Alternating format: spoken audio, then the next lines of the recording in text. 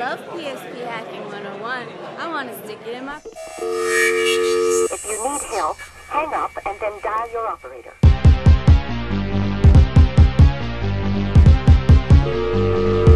you need help, hang up and then dial your operator. Hi, I'm Fox. I'm Raggable. And this is PSP Hacking 101. Episode 8, 2.0 Reloaded. I named it this time so I can't say anything. Like the PSP Tricks Reloaded. Or like PSP Hacking 101, Episode 8, the PSP Tricks 2.0 Reloaded. Yeah, you try and come with an acronym for that. Anyways, on today's show, we're going to be covering running Homebrew on the 2.0. I decided to upgrade and check it out. We're also going to be going over the TED Zero browser. And, blowing up pumpkins. Yeah.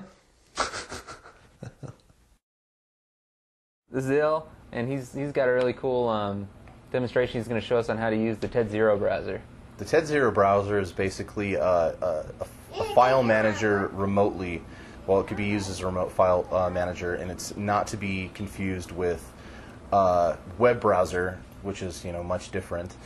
It also has a built-in VNC that they're working on. It's still not complete. It's still real buggy at this point. It also has an MP3 player, which is kind of nice. And that's basically it. It's really convenient because you don't have to sit at your PC anymore and focus on putting stuff on there and deleting stuff and having a PC around. You could do everything from the PC. You could do everything from the PC.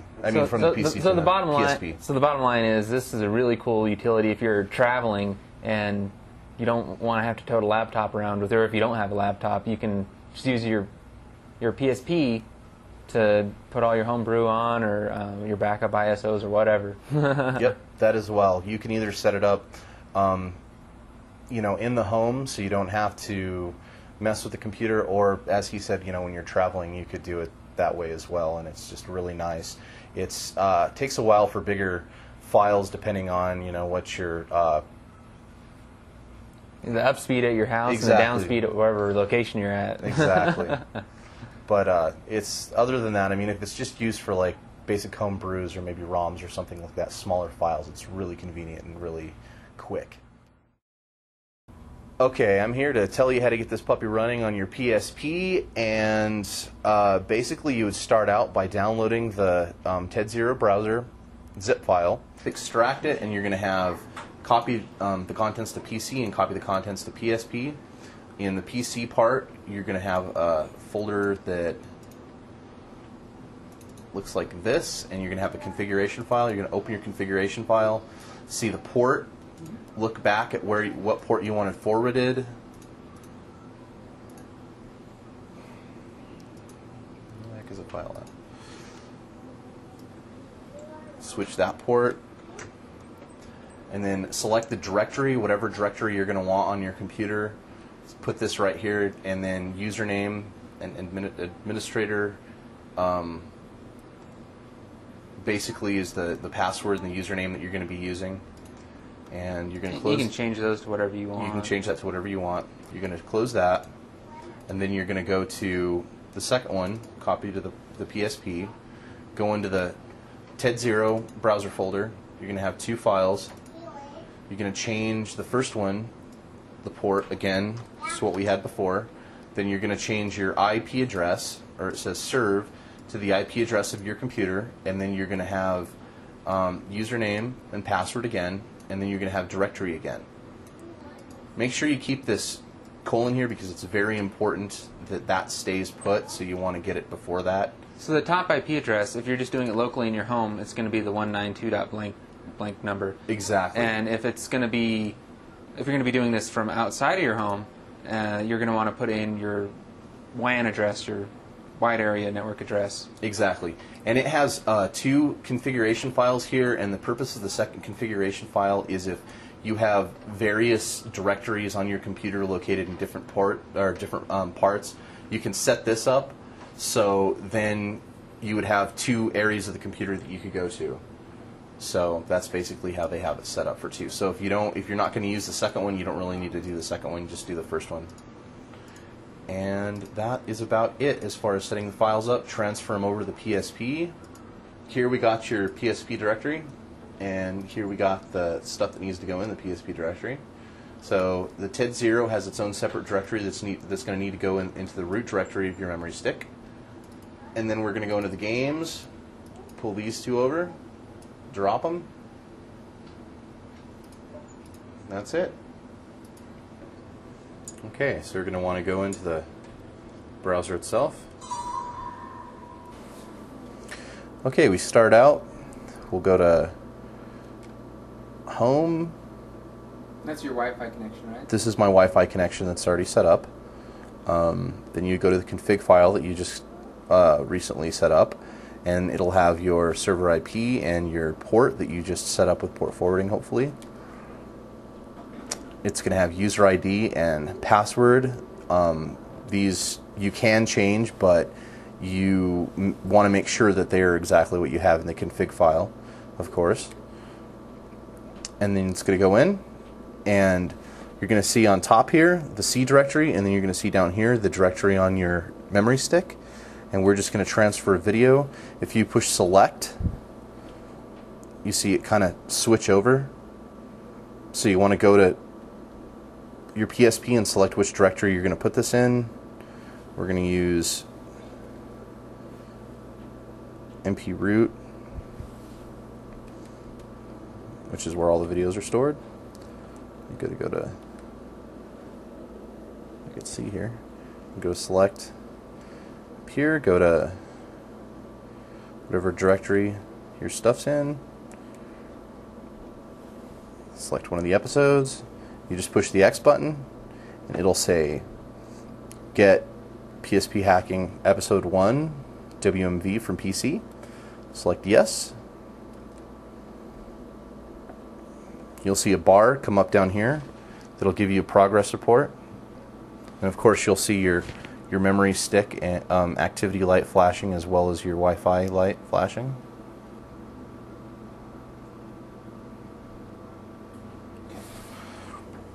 Okay, and we see it's on here. And if you want to exit the program or use any of the other functions, you press the triangle key, and it'll bring you up this menu. And you see you've got your play MP3, stop MP3, get folder, delete folder.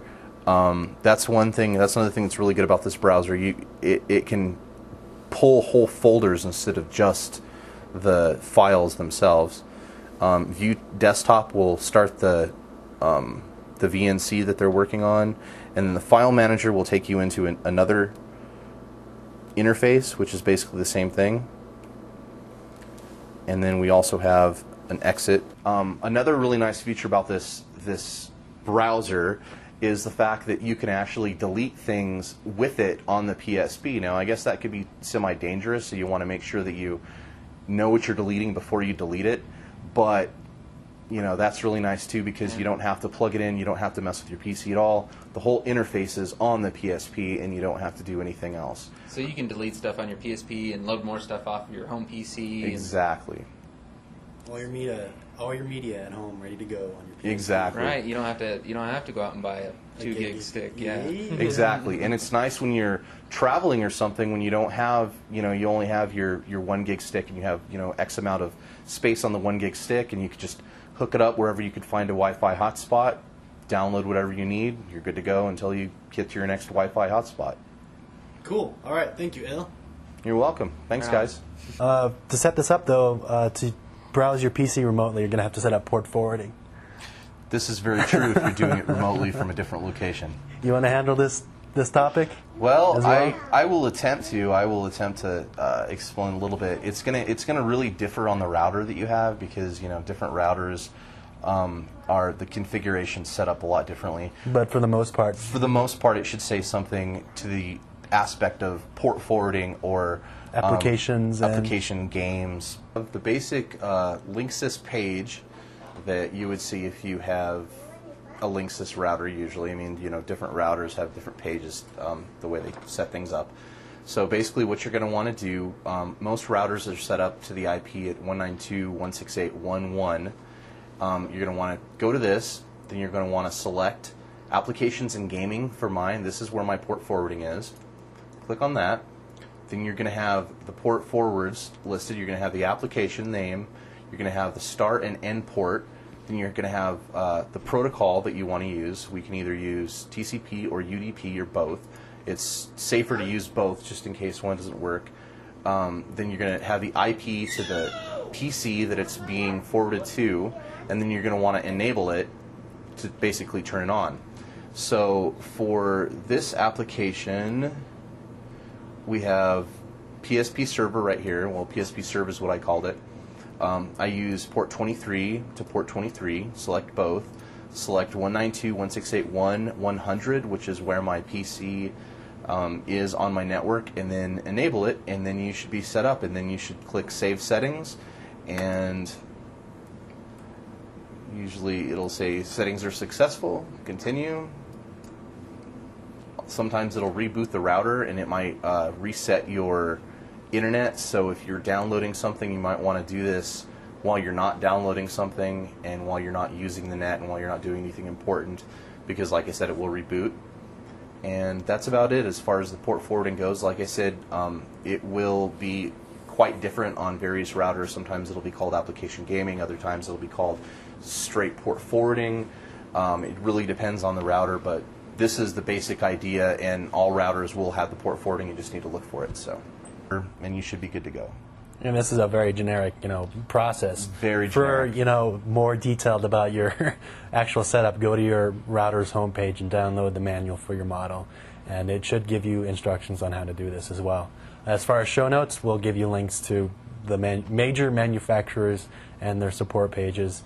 And I think we'll also post your configuration file too, so people have a good idea how that's set up as well. So you might want to take out your password or anything. Oh, okay, yeah. Actually, my password right now is just set up to the default, what they put it in there as, just to test the program. So don't worry, you're not going to get into my stuff. Okay. Unless you post your IP. That's true. That's true. That would be evil. Yes, it would be. During the production of this episode, Pox and I were fortunate enough to make it to the podcast convention and meet a lot of other podcasters. Dan and Enrico from TechCast.com had a couple of things to talk with us about for the 4 GB hard drive for the PSP. So here's what they have to say about that. Dan Murray, Enrico DePaulis from TechCast.com. We do video casting podcasts on the regular. So check us out. Yep. We're here talking with Pox about the PSP micro drive that we recently purchased. PSP, yes. And Best Buy. Go to one of our local haunts. We like to go by Best Buy, and we're actually looking for, because we knew we were taking a flight out here, an extended battery and some space, right? So right, some extra memory. So Daytel makes this 4 gig hard drive. It's actually a micro drive in here, and it mounts into the current Memory Stick Pro Duo. And then they also include an extended battery, so it gives you 12 hours of battery time instead of the normal 6. So as talk you can about see, how it connects, though, because I think that's kind of important. It's kind of a flexible card. You can see here, it's a flexible cable onto this Memory Stick Duo dummy card. Emulator. Emulator, I guess you'd call it. And it doesn't, it's really not, it doesn't do a great job just in the sense that normal form factor from holding it, you're constantly putting pressure on it and almost popping it out. And you can see I can get it in there easily. You can see how easy it is to insert. But so that's sort of the not so great thing. The nice thing is the form factor doesn't really change as far as complete weight. Right, it's balanced, which I like. It uses a pressure fitting on the micro drive to keep it attached to the PSP. And then the battery just uses the regular old battery cover to I'll show you that real quick, if I can get it out. So this is the battery, so it's quite substantial. Which they have solo, right? You can buy the battery. You can buy just the battery by itself, it's like $50. Right. So performance isn't so great. Right. If you want to store audio on here or video, you're going to have a problem because we've had problems. We've had problems, but I'm assuming others will as well. It actually skips every minute or so. So when you're playing audio, it'll pause almost like it's doing a caching with the drive.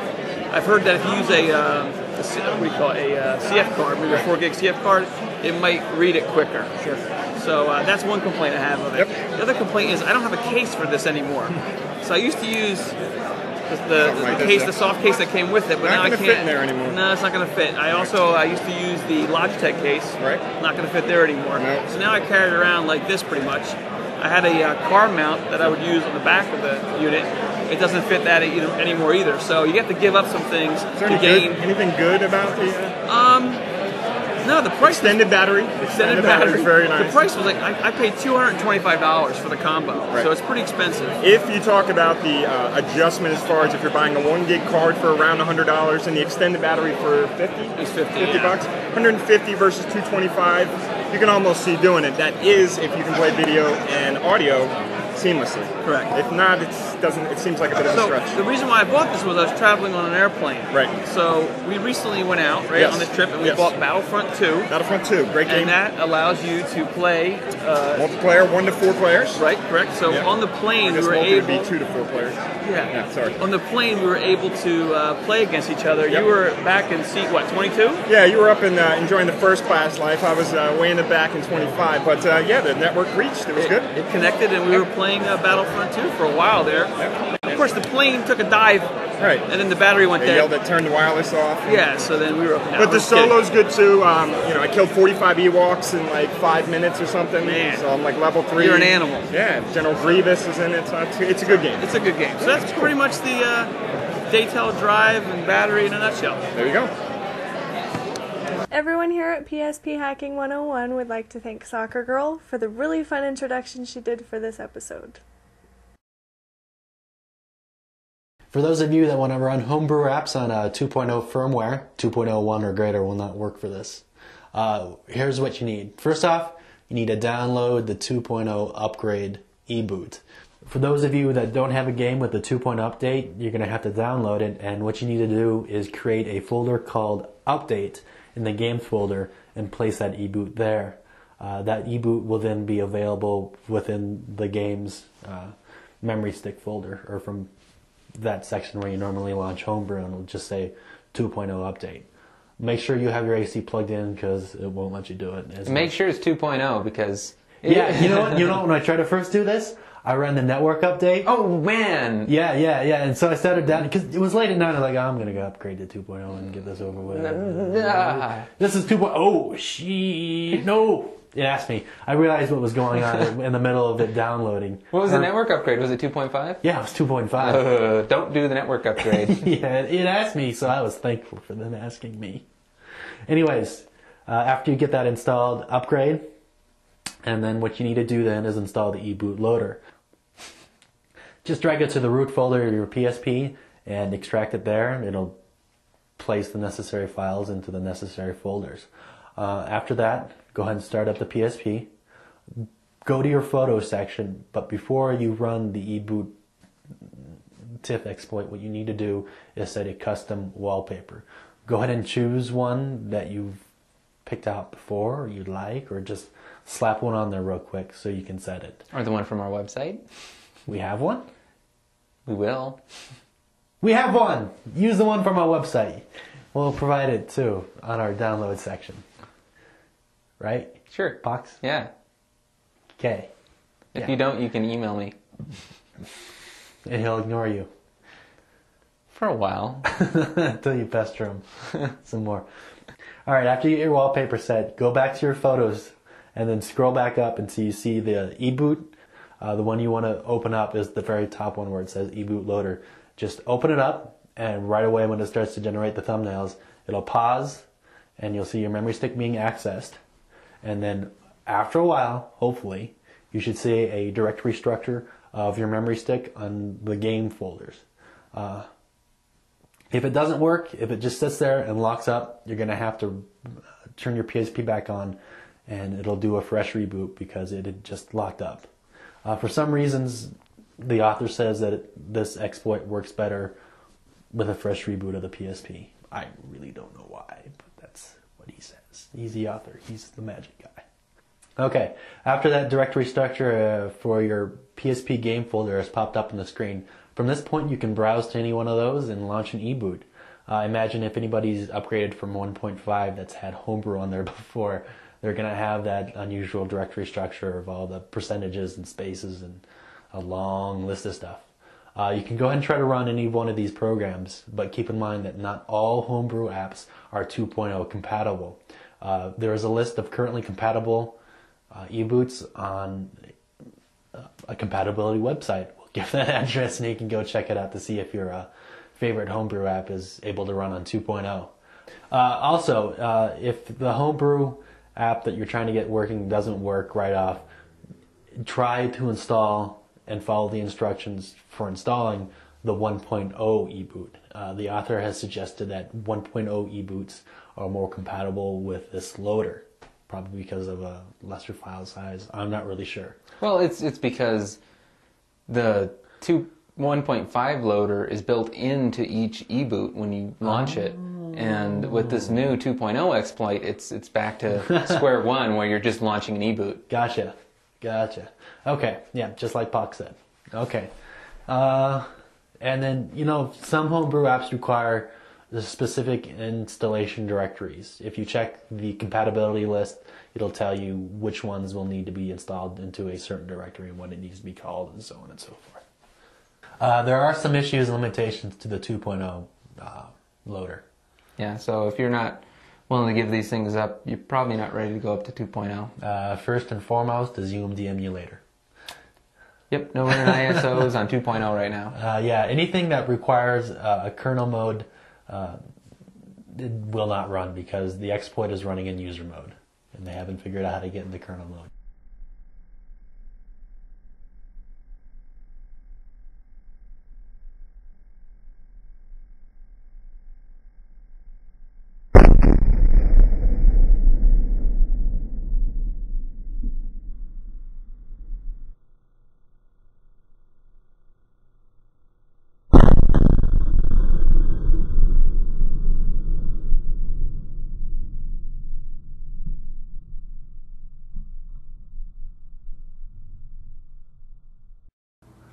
Alright. So this is Pox. Ill and Jaden. And Raggable. And we're out of here. If you need help, hang up and then dial your operator. At PSP Hacking 101, we work for the little guy. We work for you, the viewers, the users. If you need help, And hang up and we then will not dial be your bought operator. out by any kind of endorsement. So any product that we review is going to be our own word, not theirs, no matter how much money they give us. And they can try it too. I'd like to see them try it. Just give us tons of money. See how we would do your product. Operator. Pox and Raggable. Show these people what you don't want them to see. A world without rules and controls. Where we go from there is a choice I leave to you. This has been a Two Smart Guys production. Wait, bye-bye. Wait, Say bye-bye. Good job. Good boy. Episode 8's in the can. Garbage can. Again. Again.